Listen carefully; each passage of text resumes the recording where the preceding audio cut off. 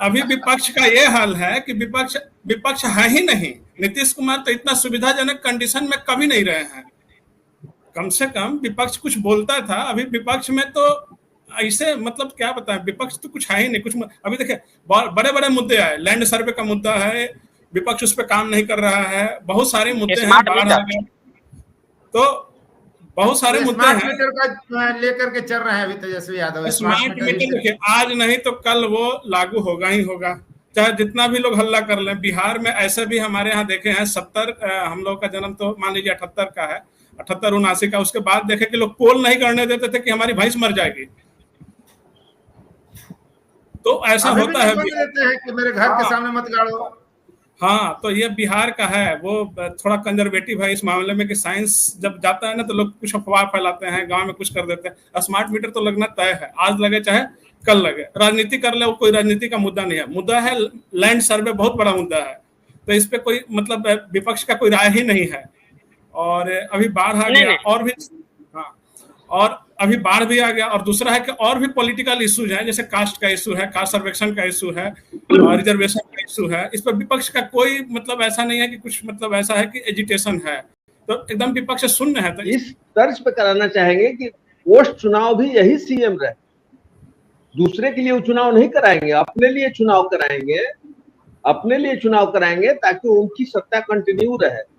ये पूरी संभावना भी है कि उनकी सत्ता कंटिन्यू रहेगी, चाहे इधर से रहे चाहे उधर से रहे। नीतीश कुमार के जो राजनीति है उसका कोई विकल्प 25 से 30 फिर नीतीश, हाँ 25 से 30 फिर से नीतीश होना ही चाहिए, क्योंकि भाजपा में तो लीडर क्राइसिस हो गया है। भाजपा में तो कोई लीडर क्राइसिस बिहार में हो गया है, कोई लीडर अब घूमने वाला नहीं है बिहार का स्तर पर कि कोई बिहार का प्रतिनिधि हो जो मुख्यमंत्री का दावेदारी, सारे उप मुख्यमंत्री का लोग नाम भूल गया है, ये स्थिति हो गया है। तो अब जो तेजस्वी यादव भी इस बात को समझ रहे हैं कि इतना आसान नहीं है अगर भाजपा जदयू साथ लड़ता है, तो अगर राजद जदयू थोड़ा सा भी सिग्नल देगा तो तेजस्वी यादव चुकेंगे नहीं, उसको लपक लेंगे। यही तो प्रेशर पॉलिटिक्स है नीतीश कुमार के। हाँ यही तो है, दबा के रखो और जनता को, भाजपा को दबा के रखो और जनता को तेजस्वी और लालू का चेहरा दिखा के रखो, डरा के रखो। दोनों को डरा रहे हैं, जनता को भी और पार्टी गठबंधन को भी। अच्छा देखिए, आज जो ये नीतीश कुमार की पॉलिसी है वो बिल्कुल ही उनकी व्यक्तिगत पॉलिसी है, मतलब उनकी पार्टी की पॉलिसी है, मतलब कि भाजपा के वे बिल्कुल दबाव में नहीं। अभी दुर्गा पूजा को लेके सभी जिला प्रशासन को जो निर्देश जारी हुआ है उसको आप पढ़ लीजिएगा तो लगेगा ही नहीं कि यहाँ एनडीए में भाजपा है। स्थिति में अगर संजीव जी बीजेपी है, लाचार है, तो बीजेपी कभी सरवाइव करेगी क्या? मान लीजिए पहले भी चुनाव हो तब भी और 25 में चुनाव हो तब भी भाजपा के सामने तो कोई संभावना दिख नहीं रही है, जैसा वर्षे भाई कह रहे हैं, कोई लीडरशिप ही नहीं है। देखिए उनका जो अपना चित्रण है उनका आकलन होगा, उनके आकलन से हम सहमत नहीं हैं। भाजपा के पास लीडरशिप का, भाजपा के पास लीडरशिप का अभाव नहीं है, भाजपा के पास लीडरशिप की बहुलता है। हर राज्य में देख लीजिए नेतृत्व की लंबी लंबी श्रृंखला है और हर जनरेशन का नेतृत्व भाजपा के पास है। एकमात्र देश का राष्ट्रीय राजनीतिक दल है जिसके पास इतना नेतृत्व का बहुतायत है, बहुलता है। अब रही बात बिहार में 24 में चुनाव है या 25 में, यहाँ पर आपको याद होगा कि 2010 के विधानसभा चुनाव में 206 सीटें आई थी एनडीए को, जदयू को 115 सीटें आई थी, भाजपा को 91 सीटें आई थी। तो आज उस समय 2010 के तुलना में आज की तारीख में भारतीय जनता पार्टी का बेस वोट मेरे समझ से बढ़ा है बिहार में। मेरे समझ से बिहार में भाजपा का बेस वोट बढ़ा है, जदयू का स्टेगनेंट है, जितना था वही है वो, बल्कि हो सकता है कुछ गिरावट ही हुआ हो। तो भाजपा का, अब रहा बात केंद्र की, जो बात वो कर रहे थे ब्रजेश जी, तो नरेंद्र मोदी की सीटें कम आई वो तो आप आगे के डिबेट में रखेंगे ही, लेकिन ये इस सबों को पता है कि राहुल गांधी एंड कंपनी, राहुल गांधी के गैंग और गिरोह के द्वारा जो झूठ का जो एक व्यापार फैलाया गया आरक्षण को लेके, लोकतंत्र को लेके, इसका जनता के एक सेक्शन पर असर हुआ।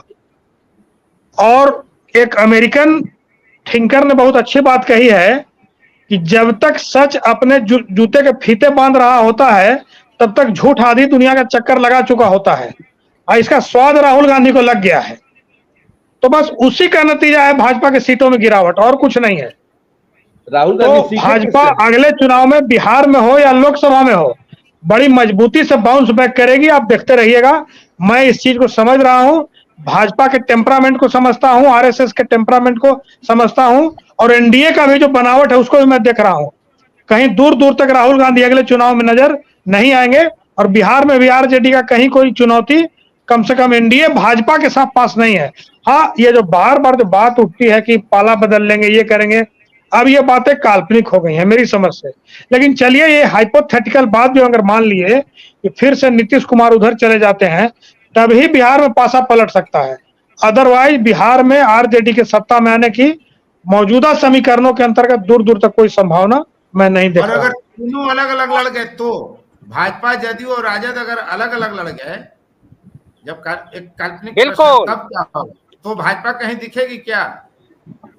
भाजपा सिंगल लार्जेस्ट ब्लॉक रहेगी तीनों के लड़ने पर। अरे गजब। बिहार में भाजपा सारे संसाधन लगा करके अब पिछड़ों के नाम पे वोट मांगती है, तभी तो है सरकार की है। अब नीतीश कुमार को इसलिए पकड़ी है कि चलो भाई पिछड़ा का चेहरा हम रखेंगे तो सब लोग आएंगे। तो एक पिछड़ा बात तो है ना बिहार में, जिसके चैंपियन नीतीश कुमार है, उनको अभी कहीं जाने की जरूरत नहीं है।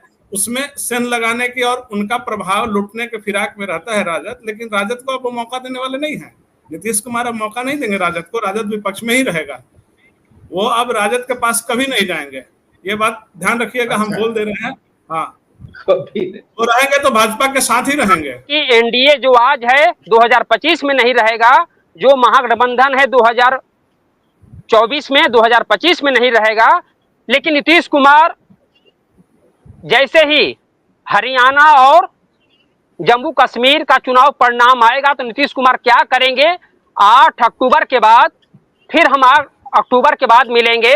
और जैसे ही फिर महाराष्ट्र और झारखंड का चुनाव की घोषणा होगी तो नीतीश कुमार क्या करेंगे, ये पूरी बात मेरे पास है। लेकिन निश्चित तौर पे जो आज एनडीए है 2025 में नहीं रहेगा बिहार के भीतर, और जो महागठबंधन 2024 में आज के तारीख में है 2025 में नहीं रहेगा। तो बीजेपी का वर्तमान देखिए, प्रत्येक दल का एक अंदरूनी राजनीति होता है।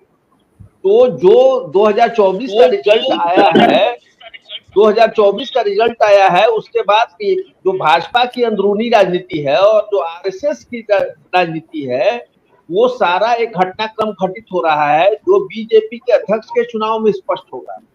बीजेपी का अध्यक्ष कौन बनता है यह भी बहुत महत्वपूर्ण होने वाला है।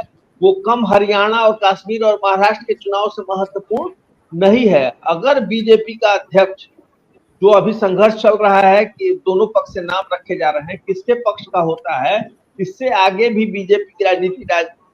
अभी आप समझिए कि नीतीश कुमार का निर्णय इस पर आधारित होगा कि अगर बीजेपी मजबूत होती है और मोदी शाह जी मजबूत होते हैं तो नीतीश कुमार वापसी कर सकते हैं। लेकिन अगर मोदी शाह का नेतृत्व कमजोर होता है तो नीतीश कुमार उसी कंफर्टेबल पोजीशन में पहुंचेंगे जो 2005 से 2014 तक थे। मतलब बिफोर मोदी शाह जो बीजेपी की स्थिति थी, तो उस समय नीतीश कुमार बहुत कंफर्टेबल स्थिति में थे। फिर वो बिहार की स्थिति में, वही बिहार के लिए नीतीश कुमार का सबसे पॉजिटिव काल भी रहा है। तो अगर भाजपा का नेतृत्व, वर्तमान नेतृत्व कमजोर होता है तो ये नीतीश कुमार के लिए पॉजिटिव होगा, तब वो भाजपा का साथ नहीं छोड़ेंगे। लेकिन अगर वर्तमान नेतृत्व मजबूत होता है तब वो पुनर्विचार करेंगे। बिहार पर ही केंद्रित रह जाए तो 2000 बिहार पे अगर केंद्रित रहा जाए तो 2025 में एनडीए और महागठबंधन में बदलाव होगा।